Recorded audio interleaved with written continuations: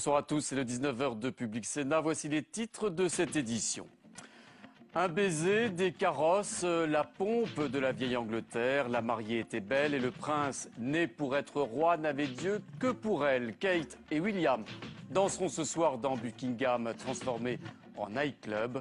Ainsi vont les Windsor, l'une des plus anciennes dynasties d'Europe. 6 Français ont été tués dans l'attentat de Marrakech. 7 autres ont été blessés, annonce faite par le ministre de l'Intérieur, Claude Guéant. Les policiers français sont sur place. Selon un ministre marocain, l'attentat serait dû à un engin explosif déclenché à distance. Le football français uni pour dénoncer les accusations de quotas ethniques dans les écoles de formation. Démenti en tout genre toute cette journée, la Fédération française l'assure. Toute la lumière sera faite sur cette affaire et nous y reviendrons au cours de cette édition. L'actualité princière a bien du mal ce vendredi à occulter la marche du monde, une marche une nouvelle fois sanglante aujourd'hui en Syrie. Et pour demander la chute du régime de Bachar el-Assad, des milliers de Syriens ont bravé les interdictions de manifestation. Comme vendredi dernier, l'armée ce soir tire sur la foule. Aurélien Romano. Des dizaines de milliers de Syriens ont bravé l'interdiction de manifester. Leur slogan « À bas le régime » ou encore « Dieu est grand ».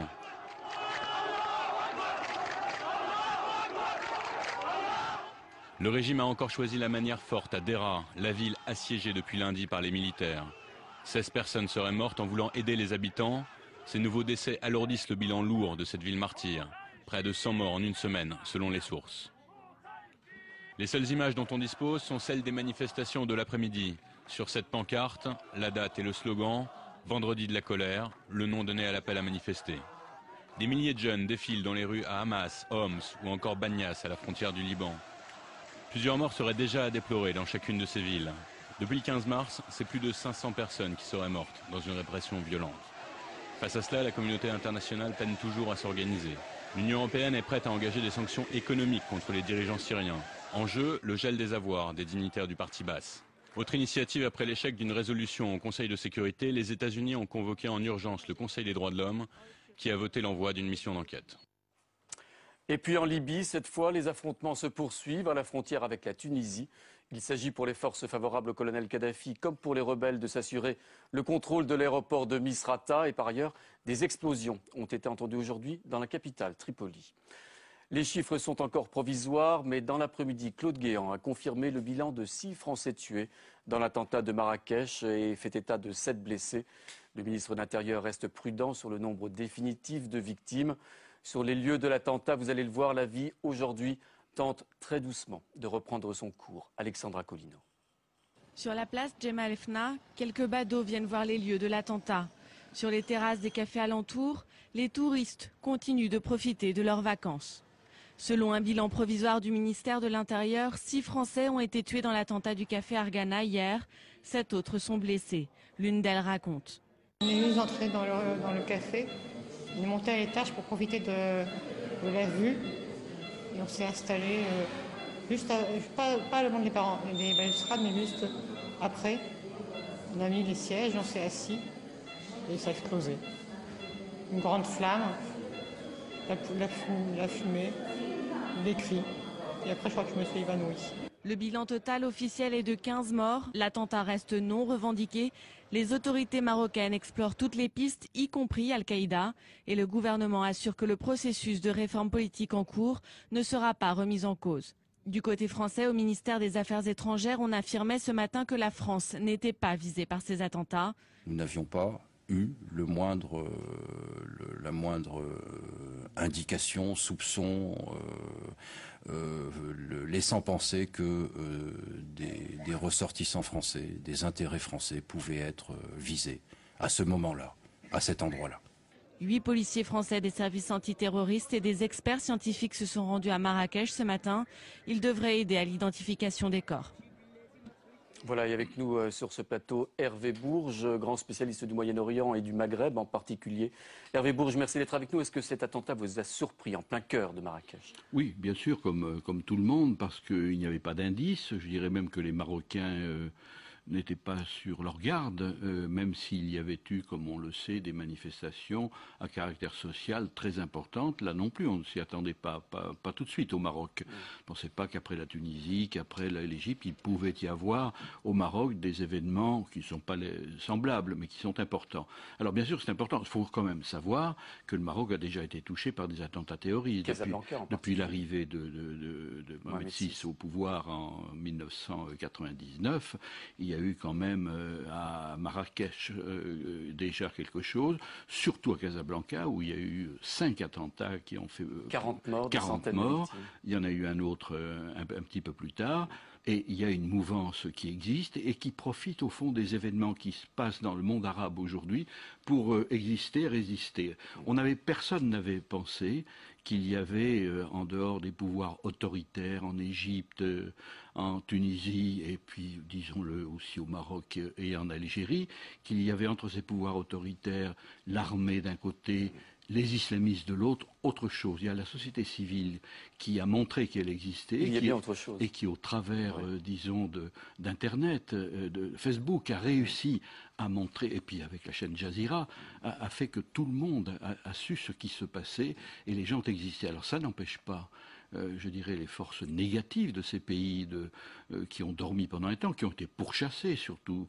Beaucoup ont fait de la prison. D'ailleurs, au Maroc, il y a eu des libérations récentes de salafistes, d'islamistes, de gens du Sahara qui avaient été, disons, dont certains arrêtés, libérés il y a quelques semaines ont été libérés VI. Il y a peu de temps. Alors, il faut dire aussi que la société marocaine est apparue longtemps comme une société, disons, apaisée. Le roi est un roi ouvert, c'est comme son arrière-grand-père unificateur du pays. et son pays et son père, le commandeur des croyants, bien évidemment. Mais ça ne suffit pas. Il l'a vu lui-même au travers des manifestations qui ont pu avoir lieu. Il a essayé d'ouvrir le pays en essayant d'arriver à une monarchie constitutionnelle et à faire en sorte que ce soit le Parlement qui désigne le Premier ministre et que ce ne soit pas seulement quelqu'un qui soit dans l'entourage du roi. Alors Hervé Bourges, il y a 3 jours, lundi dernier, Al-Qaïda Maghreb islamique, l'AQMI, avait prévenu de cet attentat dans une vidéocassette. Est-ce que le doute aujourd'hui, ce soir, est encore permis sur l'origine de cet attentat? Écoutez, tant qu'on n'a pas la preuve formelle, on ne peut pas se prononcer. C'est pas moi qui peux le dire, mais il y a toute l'apparence. D'abord, ce sont des gens qui sont organisés. On a cru qu'il s'agissait d'un kamikaze. On sait maintenant qu'il s'agit d'un engin qui était télécommandé à distance, ce qui suppose une préparation, une formation et des gens d'un certain niveau. Ça montre, ça marque, disons, Al-Qaïda, ça marque surtout le Al-Qaïda Maghreb, qui aujourd'hui s'est répandu. On le voit bien, et pas seulement dans les pays maghrébins, mais aussi dans les pays sahéliens, le Niger, le Mali, avec des prises d'otages et des attentats. Finalement, ces attentats, ils visent qui? Est-ce qu'ils visent les Occidentaux via les touristes, par exemple, comme hier au Maroc, ou le régime en place, celui de Mohamed VI? Les deux. Ils visent de toute façon tous les régimes en disant que ce sont des régimes corrompus, et dans le même temps, ils visent les étrangers qui viennent profiter du tourisme, qui d'ailleurs montre, disons, un aspect d'un Occident riche par rapport à des gens misérables qui sont aux alentours. Alors le tourisme est une nécessité économique, mais en même temps, ça suscite bien des convoitises et des interrogations. Et puis, ne l'oublions pas, on peut dire ce qu'on veut du Maroc et de son évolution, mais c'est un pays très musulman d'abord, comme d'autres, mais un pays où les intégristes sont très forts. Vous savez, au travers notamment de la charité. Vous avez la soupe populaire du vendredi, allez voir qui la distribue dans les grandes villes. Puis vous avez 3 villes qui sont des villes symboles, Marrakech, la ville du tourisme, vous avez Casablanca qui est la ville économique, et puis Rabat, la ville, je dirais, politique. Et il faudra que les Marocains fassent attention. Alors, bien sûr, je crois que ça va donner des arguments à la tendance sécuritaire qui voit d'un mauvais œil l'ouverture faite par le roi sur un plus grand libéralisme. Je crois qu'il ne cédera pas.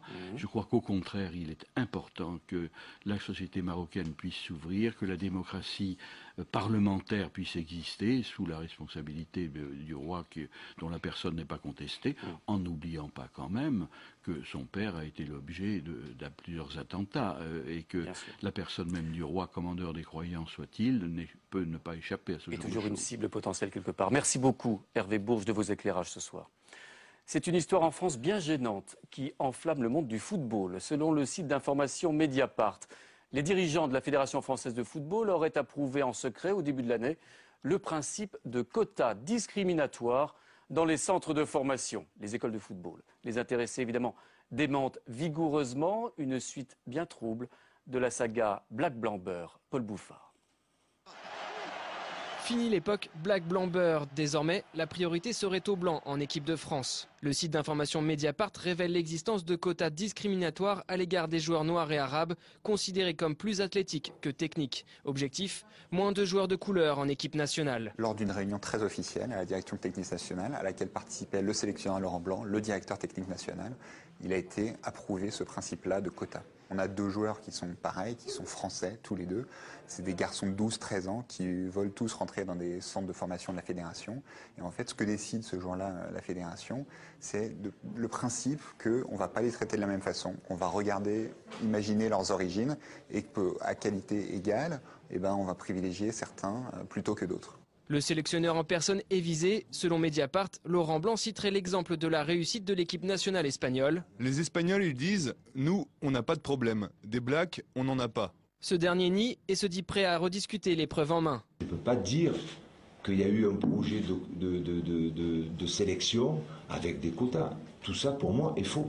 Du côté de la fédération, on dément en bloc. Son président dit avoir une confiance absolue en ses collaborateurs. Il faut tomber sur les fesses d'entendre un truc pareil. Jamais ça nous viendrait à l'esprit. Je ne vois pas à quel niveau il pourrait y avoir une suspicion de quelque nature que ce soit sur les dirigeants de la Fédération française de football. En mal de victoire et boudé par son public depuis l'Afrique du Sud, le football français renoue avec la polémique. Une enquête interne est lancée par la fédération et Chantal Joanneau, ministre des Sports. Voilà, et en présentant ce matin son dernier rapport, le dernier de son mandat, le président de la Haute Autorité de lutte contre les discriminations, la HALD, Éric Molinier, n'exclut pas une autosaisine de son institution sur ce dossier. Bonsoir Jean-Marie Brome. Bonsoir. Vous enseignez la sociologie du sport à l'université de Montpellier. Est-ce que cette affaire, révélée par le site internet d'information Mediapart, vous surprend ? Ça ne me surprend pas. Cela dit, il faut quand même être prudent. Il faut attendre la suite des révélations. D'ailleurs, je pense que Mediapart doit avoir de quoi distiller des informations. Ça ne me surprend pas parce que le milieu du football, depuis très longtemps, est gangréné par le racisme. Et pas simplement le football professionnel, mais aussi, malheureusement, le football amateur. Mais attendez, on parle du racisme généralement, lorsqu'on évoque le racisme, on parle des supporters qui peuvent insulter les joueurs sur le terrain. Au sein des équipes aussi, il y a quelques années, un joueur de l'équipe de France, Boumsong, sauf erreur, s'était plaint justement du climat délétère qui régnait au sein de l'équipe de France entre les différents joueurs. D'ailleurs, pour revenir à l'histoire de l'Espagne, il faut dire aussi qu'en Espagne, même avec les joueurs blancs, entre guillemets, vous avez des noms d'oiseaux qui circulent tranquillement. Donc on l'a vu le match récent entre Barcelone et Madrid, qui s'est terminé comme le pugilat dans les tribunes. Donc la violence du football est telle que le racisme, évidemment, y croit naturellement. Donc vous pensez plutôt fonder les accusations de Mediapart ce soir ? Moi, je resterai prudent. Oui. Mais je pense effectivement que Mediapart n'a pas dû sortir cette affaire-là sans avoir effectivement quelques documents. C'est la fin, comme le disait Paul Bouffard dans son reportage, de cette belle époque de 98, l'époque Black-Blanc-Beurre. Mais déjà, à cette époque-là, c'était une illusion. Vous voyez, on nous expliquait que l'équipe de France allait permettre l'intégration, la lutte contre le racisme. On a vu très rapidement que le racisme n'a pas cessé de croître en France, malheureusement. Et je mets cette affaire-là dans le cadre de la lepénisation rampante des esprits. C'est-à-dire que cette affaire-là sort dans un climat politique, dans un contexte. Où on parle beaucoup d'identité, où on parle beaucoup d'immigration. Voilà, etc. Et donc, il y a toujours trop de ceci ou trop de cela. Et d'ailleurs, on peut aller beaucoup plus loin. On peut estimer effectivement que dans une équipe de France ou dans une équipe de football, il y aurait trop de ceci, trop d'hétérosexuels, trop d'homosexuels, trop de transsexuels. Je trouve que c'est une affaire absolument glauque. Alors il y a Pape Diouf, l'ancien manager de l'Olympique de Marseille, qui a dit que finalement c'était plutôt bon que cette affaire sorte. Est-ce qu'il a raison? Est-ce qu'il faut crever certains abcès aujourd'hui dans le foot français? Je pense qu'il faut crever l'abcès. Je fais remarquer que depuis plusieurs années, la question du racisme dans le football a été soulevée par les organisations de défense des droits de l'homme, l'ICRA, le SOS Racisme et d'autres. Même le président de la République s'était ému évidemment de certaines insultes et propos racistes, et pas simplement contre les Noirs, aussi contre les Ch'tis, par exemple, hein, n'oublions pas. Certaines banderoles, oui. Certaines banderoles, et que tous les dimanches, sur tous les stades de France, vous avez effectivement des insultes et des propos racistes. Donc, effectivement, c'est le football dans son ensemble, par ses enjeux, par sa violence, qui provoque du racisme, je dirais comme la nuée provoque l'orage. Alors, est-ce que vous pensez possible d'inverser la tendance? On a l'impression à vous entendre que les racines sont profondes. Les racines sont profondes parce qu'effectivement le football repose sur la violence interethnique, la violence interculturelle. Je pense que d'ailleurs les démentis en cascade des responsables de la Fédération française de football... On les sent unis, hein, dans les démentis en tout cas. Bien sûr, bon, ce ne sont pas crédibles. Chacun sait effectivement que le climat est pourri, et pas simplement depuis l'histoire de l'Afrique du Sud. Hein. Donc, quand il y a des mentis comme ça en cascade, c'est qu'il y a anguille sur roche. Moi, je pense qu'on ne pourrait régler cette question-là que par vraiment un coup de balai massif. Hein. Mais ce sont des gens qui sont jugés partis. Vous allez avoir une enquête interne. C'est ce qui était annoncé, effectivement. C'est ce qui est annoncé. Cette enquête interne va dire quoi? Le siège de Laurent Blanc est fragile ce soir? Je pense. Je pense en effet. D'ailleurs, de toutes les manières, c'est peut-être pas lui qui est seul en cause. Hein. Je serais prudent là-dessus. En tout cas, il est nommément désigné. Il est nommément désigné. Encore une fois, Mediapart a fait des affaires antérieures qui montraient qu'il ne racontait pas n'importe quoi. Attendons de voir effectivement les résultats. Merci beaucoup, Jean-Marie Braun, d'avoir été avec nous ce soir. Une cour qui en contredit une autre. C'est finalement en appel que Charles Pasqua obtient la relaxe aujourd'hui dans le dossier dit de l'Angola Gate. La Cour d'appel de Paris estime qu'il n'y a pas eu de trafic d'armes dans ce dossier. Commentaire du sénateur des Hauts-de-Seine, la justice est rendue. Je suis soulagé, mais dit-il, sans en dire plus, ça aura des conséquences à terme. C'est la 7e fois que Charles Pasqua est relaxé dans diverses affaires. Bonsoir Stéphane Rosès. On parle politique, bien sûr, comme tous les vendredis, avec vos analyses. Ça faisait quelques semaines qu'on n'entendait absolument plus parler de François Fillon. Or, il se trouve que le Premier ministre, dès jeudi prochain, le 5 mai, va convoquer un séminaire gouvernemental qui sera médiatisé. Il tiendra une conférence de presse importante à son issue. On y parlera de tous les dossiers du moment, y compris les dossiers chauds comme l'immigration, par exemple. Est-ce que François Fillon, qui sort du bois, eh bien, j'allais dire, réoriente sa stratégie très discrète jusqu'à présent?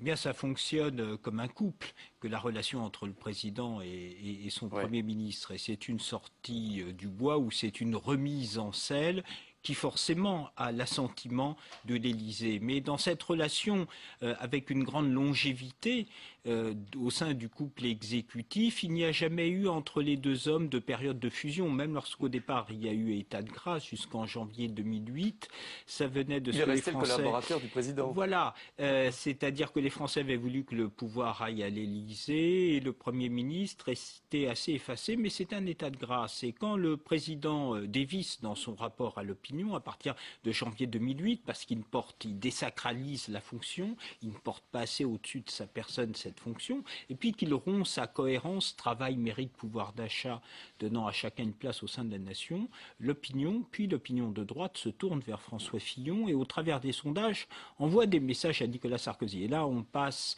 à un statut de paix armée, en fait. Une paix armée jusqu'à l'après-régional où décidément, il y a une rupture entre la majorité et le président de la République, et la majorité impose le maintien de François Fillon. Et là, c'est un peu le bal des hypocrites. Nicolas Sarkozy utilise Jean-Louis Borloo et Jean-François Copé pour encadrer François Fillon. Et c'est sans doute la sortie de Jean-Louis Borloo et son annonce qu'il ira peut-être à la présidentielle qui, du coup, dans ce jeu où on utilise les uns et les autres pour, je dirais, maintenir Nicolas Sarkozy en situation, que François Fillon est remis en selle. La seule leçon que l'on puisse tirer de tout cela, car il y aura sans doute de nouvelles étapes, c'est que l'Élysée, dans sa stratégie, s'autonomise du reste de la majorité et utilise les uns les autres pour toujours conserver le contrôle de la situation. Y compris François Fillon. Donc, est-ce que cette volonté de faire une conférence de presse et un séminaire gouvernemental s'inscrit dans cette stratégie présidentielle de présidentialiser la fin du mandat de Nicolas Sarkozy? Alors, c'est la conjonction de deux choses. D'une part, c'est une façon pour François Fillon de remettre la main sur sur la majorité en utilisant sa situation institutionnelle. C'est une façon pour Nicolas Sarkozy de cadrer François Fillon, c'est une inversion des rôles par rapport à ce qui avait prévalu après les régionales, et ça donne évidemment une démarche de manœuvre plus importante pour que le président puisse intervenir sur les thèmes qu'il souhaite, nonobstant les affaires courantes de l'action de l'exécutif. Alors rappelons que François Fillon, on parle de lui, se rendra dimanche à Rome pour assister à la béatification du pape Jean-Paul II. Merci beaucoup Stéphane Rosès de vos analyses ce soir. Bonsoir Delphine Girard. Bonsoir Pierre-Henri. On vient de parler de 2012, comme souvent d'ailleurs, le vendredi soir ici sur ce plateau. 2012, où on parlera de beaucoup de choses évidemment, d'économie, en particulier des déficits publics. On en parle aussi au Sénat, dont vous suivez les travaux très attentivement, et sur la manière de réduire ces déficits. Gauche et droite, ce n'est pas une surprise, ne sont pas tout à fait d'accord. Non, et vous l'avez dit Pierre-Henri, le gouvernement a donc présenté cette semaine au Sénat, c'était une première, donc ces objectifs budgétaires, ils seront débattus lundi à l'Assemblée nationale par les députés avant d'être transmis aux autorités communautaires à Bruxelles. Alors, le gouvernement, devant les sénateurs, s'est engagé à réduire son déficit public à 3% du produit intérieur brut, comme l'y oblige le pacte de stabilité européen. Actuellement, le déficit public, Pierre-Henri, c'est 7% du PIB. Donc ça va être très difficile. La commission des finances du Sénat estime qu'il va falloir faire un effort compris entre 6 et 10 milliards d'euros. Le gouvernement est pourtant optimiste. Il mise sur une croissance de 2,5% en 2013, ce qui lui permettrait d'engranger des recettes et cible du coup beaucoup plus la dépense publique. Je vous propose d'écouter Christine Lagarde. Elle était donc mercredi devant les sénateurs sur cette question des dépenses et des recettes. Il nous paraît indispensable que la France respecte sa trajectoire de finances publiques. Je veux simplement ici rappeler l'engagement très ferme du gouvernement à respecter, quoi qu'il arrive, cette trajectoire, quelles que soient les conditions économiques. Je veux redire également l'attachement de notre gouvernement à faire porter l'effort particulier pour diminuer le déficit sur la réduction de la dépense plutôt que sur l'augmentation de la recette. Voilà, donc on a entendu, le gouvernement espère donc tenir ses engagements avec une croissance plutôt à la hausse de 2,5%. C'est un objectif qui est jugé particulièrement optimiste par la commission des finances du Sénat. Du coup, le gouvernement, on l'a dit, donc va cibler les dépenses. Cela veut dire bénéficier des premières retombées de la réforme des retraites, mais aussi du non-remplacement du départ à la retraite d'un fonctionnaire sur deux, tout en maintenant une maîtrise des dépenses de l'assurance maladie. Donc on a bien compris la différence entre la gauche et la droite sur cette réduction des déficits. La gauche privilégie les recettes, c'est-à-dire d'une certaine manière les impôts, alors que la droite privilégie la réduction des dépenses. Oui. Et donc les recettes, c'est donc plutôt impopulaire. Et le gouvernement a d'ailleurs taclé le PS, estimant que c'était plutôt irresponsable, voire déraisonnable, que d'augmenter la pression fiscale sur les ménages. Écoutez la réponse de Nicole Bricq, c'est la vice-présidente socialiste de la Commission des finances du Sénat. S'agissant du projet du Parti socialiste, nous estimons à 50 milliards les recettes que nous pourrions attendre sur l'extinction des niches fiscales. Alors, Madame la Ministre, j'ai vu que vous aviez qualifié ce chiffrage de déraisonnable et d'irresponsable. C'est quand même très lourd. Voilà, donc le match PS-UMP sur la réduction des déficits est lancé à un an de la présidentielle, sachant que toutes ces prévisions se basent sur des analyses macroéconomiques qui sont parfois optimistes. Enfin, on verra la conjoncture d'ici l'année prochaine. Merci beaucoup Delphine Girard. C'est presque la fin de cette édition. À suivre dans quelques instants. Focus avec le sénateur haut-savoyard Jean-Paul Amoudry, spécialiste de l'économie alpestre. Mais auparavant, nous avons posé la question à nos amis internautes de notre partenaire, le nouvelobs.com. La question suivante, avez-vous ou pas suivi ce fameux mariage princier ce matin à Londres? Vous étiez presque un quart d'entre vous, 24%, à avoir suivi les fastes de Buckingham et de Westminster ce matin sur votre télévision. C'est la raison pour laquelle je vous propose un tout petit retour, tout en images, justement du côté de Westminster où ce matin, les cloches sonnaient à grande volée et pour cause. Très bon 1er mai, week-end du 1er mai à tous. Merci.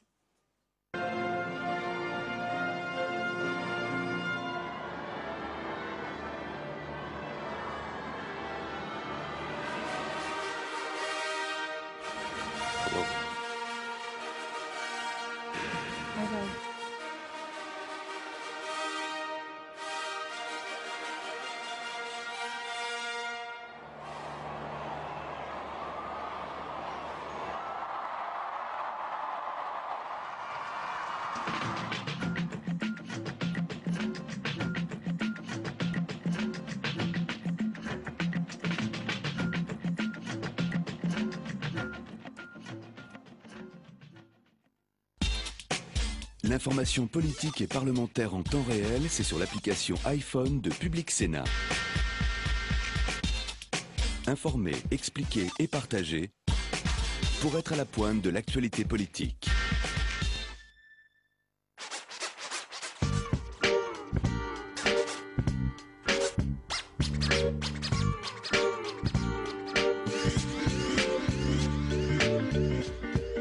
Comment partager la montagne ? Comment faire cohabiter tourisme et agriculture, à la fois préserver les espaces naturels et créer de l'activité économique ? En Haute-Savoie, Jean-Paul Amoudry, sénateur, est aussi le président de la Société d'économie alpestre. Rendez-vous dans la vallée du Gifre pour une promenade au perché.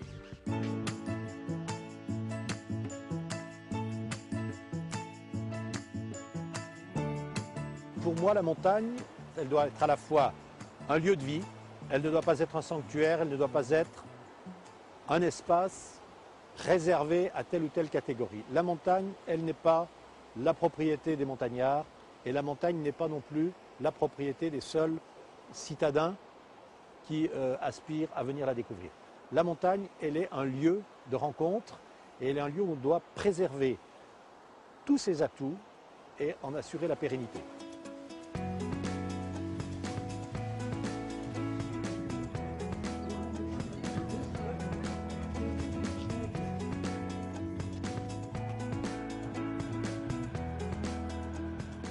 Qui a été construit en 1986. Celui-là, 1986, qui avait remplacé le téléphérique. Télécabine. Ah, l'ancienne télécabine rouge. Tout ce qui se fait en matière de gestion du domaine skiable est établi en dialogue avec des gens qui vivent ici à l'année, qui sont exploitants agricoles, qui sont propriétaires fonciers, et tout ce monde travaille, je dirais, au bien commun en recherchant un objectif commun qui est la meilleure utilisation du territoire, aussi bien pour les activités estivales agricoles, mais aussi touristiques et environnementales, que pour les activités hivernales, qui sont donc la pratique du ski et l'exploitation des remontées mécaniques. Derrière nous, nous avons un exemple de terrain qui a été réaménagé, sur lequel nous avons disposé de la terre végétale et des terrains que nous avons évidemment par ailleurs ensemencés. Et il faut ajouter que la société ici, outre ces travaux qu'elle engage au service de l'environnement et aussi de l'agriculture de façon indirecte, acquitte la fameuse taxe sur les remontées mécaniques, ce qui est un engagement supplémentaire de la société en direction de la communauté locale, de la collectivité locale qu'est la commune de la Clusaz. Grâce à cette taxe sur les remontées mécaniques, les collectivités locales peuvent financer des projets. Direction Mieuxy, où dans quelques mois, un centre du goût et des saveurs locales va ouvrir ses portes. Bon, alors Monsieur le Président, c'est ici que ça va se passer. Donc lorsqu'on viendra ici pour découvrir le goût, pour apprendre le goût, on sera pris en charge dans ce hall. Et puis on accédera à l'étage. Il y a un bel escalier en bois. Après, vous avez une salle, il y aura une salle de cinéma, si je peux me ça, d'une 30aine de places, là où il y aura le film en 3D. Et ensuite, une grande salle, je ne sais plus combien de mètres carrés, où là, on pourra recevoir ou des séminaires, des enfants d'école, apprendre à faire du fromage blanc, etc. Faire des ateliers du goût avec les enfants, parce que ça marche assez bien de leur faire du fromage blanc. La loi dite Montagne 1985, a instauré, même si ça existait déjà un petit peu avant, depuis un décret de 68, une taxe sur les produits d'exploitation des remontées mécaniques, sur le chiffre d'affaires. Et cette taxe, elle est maximum 3% au profit des communes, 2% au profit des départements. La particularité ici à Mieuxy, ça a été d'affecter le produit de cette taxe à l'opération de construction de cette coopérative, au remboursement du prêt que la commune a consenti, ou la coopérative, je ne sais pas, avait consenti. C'est certainement l'unique, moi, à ma connaissance, exemple de cette affectation d'un produit touristique à une destination à usage, à finalité agricole.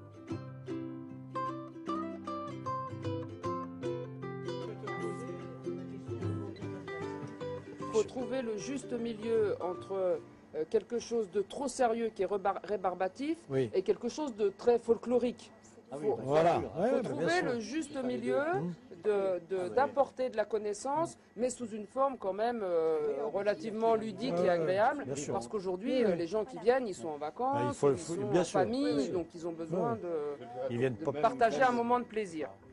Si on compare un petit peu, les gens dans le domaine du vin, ils savent beaucoup mieux faire ça. Ils savent beaucoup mieux expliquer le lien entre le sol, les cépages et la qualité du vin.